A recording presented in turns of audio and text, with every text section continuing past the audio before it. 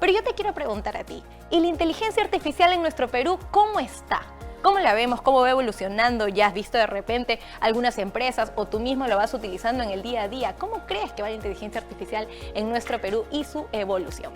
Pues para esto llega la entrevista que te prometimos, porque Rubén Correa justamente va a hablar con nosotros, subdirector de la Cámara Peruana de Inteligencia Artificial. ¿Cómo estás?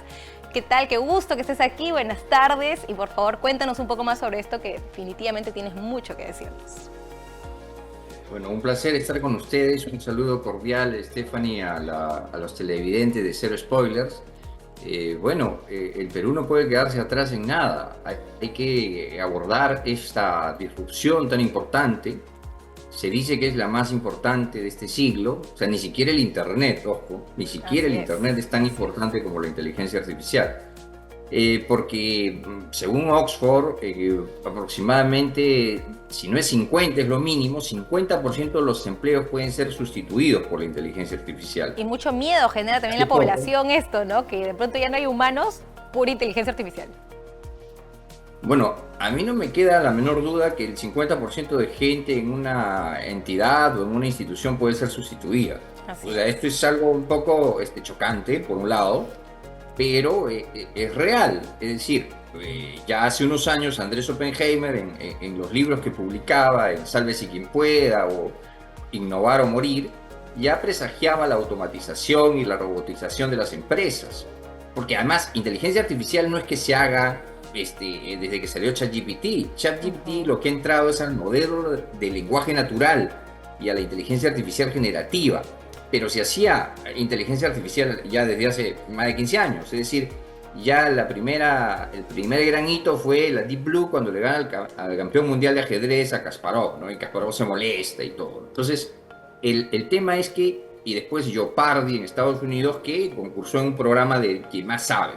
Y hay muchos hitos de inteligencia artificial, incluso acá tenemos un peruano notable que es parte de la Cámara, que es Ernesto Cuadros, que ya enseñaba inteligencia artificial hace 7 años en Arequipa y en la UNI. Entonces, lo que ha cambiado es la velocidad de procesamiento, y en eso hay una empresa fabulosa que es NVIDIA, eh, y por eso es que cuando uno pregunta, la inteligencia artificial parece que fuera un ser humano, ¿no? Entonces, Oxford lo compara con el 1% de gente más brillante. ¿Sí? Como tú escoges los profesores que has tenido en 5 años en la universidad y acuerdas del más brillante y tú le preguntas a ChatGPT o a Copilot y te va a responder como si fuera el profesor más brillante, ¿no? Por Con ese supuesto. nivel de coherencia y ese nivel crítico. Ahora hay que saber preguntar, por supuesto. Pero Exacto. lo que yo decía en una entrevista anterior, hay que educar a los profesores, profesores universitarios y profesores de educación básica con inteligencia artificial para que Claro. usen inteligencia artificial.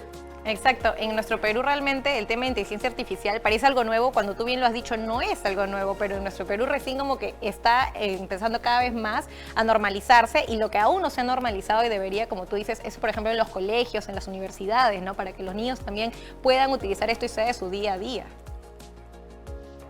Claro, o sea, no es solo, vamos a decir, ser eh, utilitarios y poner una tarea y que ChatGPT o cualquier o Gemini te den una respuesta y tú presentas tu trabajo. No. Ujú. O sea, un emprendedor puede usarlo para hacer un plan de negocios, para hacer un plan de marketing, para buscar socios, para hacer prospección de socios sobre su negocio. Puede tener un negocio de lo que sea, ¿no? Desde algo tangible o un intangible. Entonces, esto te permite en muy breves espacios de tiempo, o sea, conseguir data valiosa, pero hay que filtrarla. Por eso hay ahora ingeniería de prompts, o sea, hay que saber preguntar, esquematizar y filtrar esa información. Exactamente, y por ejemplo nosotros como peruanos que de repente ya, bueno, ya estamos un poco más grandes y queremos también saber sobre esto y cómo puede utilizarlo y emplearlo, ¿dónde tendríamos que encontrar estos cursos que nos puedan ayudar a saber cómo utilizar la inteligencia artificial, ¿no? Mira, el modelo educativo, yo lo vengo diciendo desde hace, no es ahorita, hace más de 10 años en conferencias y pueden verlo allí en la web de la misma página de la Cámara Peruana de Inteligencia Artificial o en la web de Escuela de Superaprendizaje. yo lo vengo diciendo hace más de 15 años que estoy involucrado con la educación.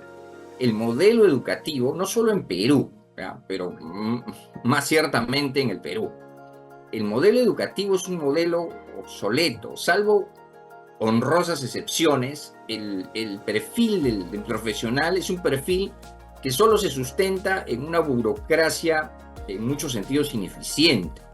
Es decir, el modelo de los profesionales en el Perú debería cambiar hacia un modelo científico y tecnológico.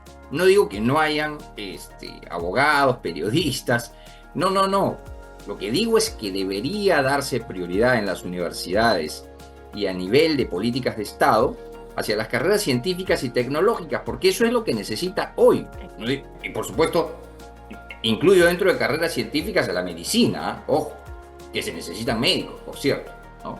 Entonces, repito, lo que se tiene que hacer es, primero, tener decisiones políticas para educar a la gente y sobre todo educar a los profesores de educación básica y profesores de universidad, y tener una especie de observatorio sería la segunda receta para que los jóvenes sepan dónde están las carreras que son altamente productivas, que son altamente necesarias, y que diga, estos son los rankings de las carreras que se necesitan más, que pagan mejor y que te van a beneficiar con una línea de progreso sostenida en el tiempo. Entonces, ese es el otro gran campo. Y el tercer punto es que las universidades tienen que cambiar su modelo, porque ya no hace falta estudiar 5 años para ser experto en algo. O sea, hay carreras que se estudian, o mejor dicho, especialidades o técnicas que se estudian en un año. Y en un año te vuelves sumamente productivo. Y ahora hay muchas plataformas donde se dictan cursos de inteligencia artificial, cursos de... Bueno, todo tiene como correlato la inteligencia artificial, pero dentro de eso, marketing digital, desarrollo web, científico de datos, analista de usabilidad de software, todas estas cosas son absolutamente necesarias, ¿no? Entonces, hay que enfocarnos en eso, y hay muchas plataformas, incluso hay cursos que duran 1 mes o 2 meses y que pueden perfeccionar a muchos profesionales. Y lo más interesante, que no son caros, están al alcance de mucha gente. Es cuestión de que googleen, no puedo dar nombres de empresas, pero si tú me dices que dé nombres, doy nombres, ¿no? ¿Nos podrías hablar un poco de la Escuela de Superaprendizaje? Bueno, la nuestra es una innovación, y de hecho somos pioneros en el mundo. Yo resido la mayor parte del año en España, y nosotros hemos hecho desarrollo de software desde el año 2003, ¿no? Y apuntando a la inteligencia humana. Y nunca como hoy, con inteligencia artificial se puede mejorar la inteligencia humana, cosa que han olvidado los institutos, las universidades. Las universidades, ¿qué plantean? Bueno, viene un alumno, si la universidad es mediocre, bueno, no les importa si el alumno tiene malas notas o no aprende, pero al final lo pasan de año y termina los 5 años sin saber casi nada. Y finalmente es un profesional que de repente no va a desempeñar la profesión que estudió, simplemente tiene el título colgado en la pared. Ahora, las universidades exigentes, porque solamente hay dos, o sea, las universidades exigentes y quienes no lo son. Las exigentes lo que van a hacer es decir, bueno, tengo estudiantes que algunos son muy inteligentes, otros son promedio y otros son, vamos a decir, que tienen dificultades. Pero siempre va a haber 3 tipos de perfiles. Lo ventajoso hoy de la inteligencia artificial es que el docente puede hacer materiales para cada tipo de público, para cada tipo de alumno. Puede hacer herramientas pedagógicas, audiovisuales. Claro, totalmente personalizado. Ejemplos, evaluaciones, todo de acuerdo al perfil. O sea, ¿cómo le explico a esta persona y mapeo qué resultado tiene y cómo puede aprender esta persona?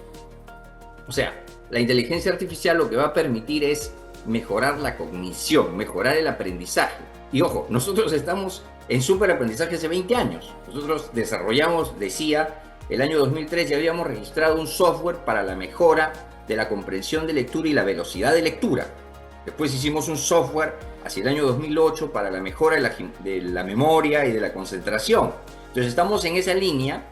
Y la Escuela de Superaprendizaje tiene 3 productos para universitarios, o sea, 3 programas automatizados con inteligencia artificial que se dictan a universidades a gente de posgrado. Acá en Perú trabajamos con las escuelas militares, con la Marina de Guerra, con la Policía Nacional, con los posgrados, básicamente. Pero dentro de Y en estos España programas también hay trabajamos con para colegios. Sí, precisamente nosotros hicimos con la Universidad Católica el año 2011 hasta el año 2013 un software, un programa de 20 sesiones para mejorar los niveles de comprensión de lectura en primaria, ¿no? Un método denominado Lector Kits para mejorar los niveles de comprensión de lectura, toda vez que en Perú, con estas evaluaciones internacionales, casi la mitad de los alumnos, por no decir 50 puntos y algo, 50 puntos y algo, o sea, estamos hablando de la mitad del alumnado, no aprueba un test básico de comprensión de lectura ni de lógico-matemático. O sea, estamos hablando que no aprobar significa no llegar al nivel 2 de 6 niveles que existen. O sea, no es que no apruebas el nivel 4, no apruebas el nivel 2, que es muy sencillo. O sea, si tú encuentras las preguntas liberadas de PISA, te vas a dar cuenta que hay lecturas narrativas de una página, extracto de un cuento, y la gente que termina la secundaria no lo comprende. Entonces, prácticamente esas son personas que van a tener dificultades toda su vida. Entonces, no hay un desarrollo ahí. ¿Cómo pueden aprender inteligencia artificial o usar bien la inteligencia artificial si no comprenden un texto básico, narrativo? Claro. Entonces hay problemas de raíz en la educación peruana. Rubén, ¿y ese tema lo has visto ya de repente, no sé, con el Ministerio de Educación, de poder implementar todo esto en los colegios, por ejemplo, en los colegios básicos, ¿no? Del Estado? Bueno, sí, trabajamos 3 años, hace más o menos 15 años trabajamos con el Ministerio. Durante 3 años se implementó, se mejoró, se probó, pero trabajamos con los colegios centenarios, los colegios emblemáticos, después los colegios de alto rendimiento, pero como sucede mucho en nuestros países, bueno, esto es de toda Hispanoamérica, cuando cambia un gobierno, el siguiente gobierno trata de destruir al anterior y decir que todo lo anterior fue malo y todo lo anterior fue un desastre, ¿no? Entonces ya no se continúa un proyecto. ¿Hasta qué año se hizo? Para eso está la libertad de las personas de poder educar a sus hijos, y ahora hay muchas plataformas, muchísimas, como la Escuela de Superaprendizaje, donde los padres pueden matricular a sus hijos con cursos de avanzada que le permitan tener lo que el Foro Económico Mundial ha dicho, las competencias esenciales de este siglo, que es pensamiento crítico, capacidad analítica, capacidad digital, capacidad de aprender a aprender, y me olvido por ahí una más. No, y súper importante porque en los colegios y en las universidades te enseñan mucho a seguir a lo que dice lo demás y el rebaño, y no a pensar por uno mismo y a crear cosas, que es realmente lo que necesitamos, como bien tú habías dicho, juicio crítico. Entonces, para acceder a estos cursos, si nos podrías comentar un poco, por ejemplo, en el tema de tu plataforma, ¿es todo virtual, ingresando, por ejemplo, a la plataforma de la Escuela de Superaprendizaje?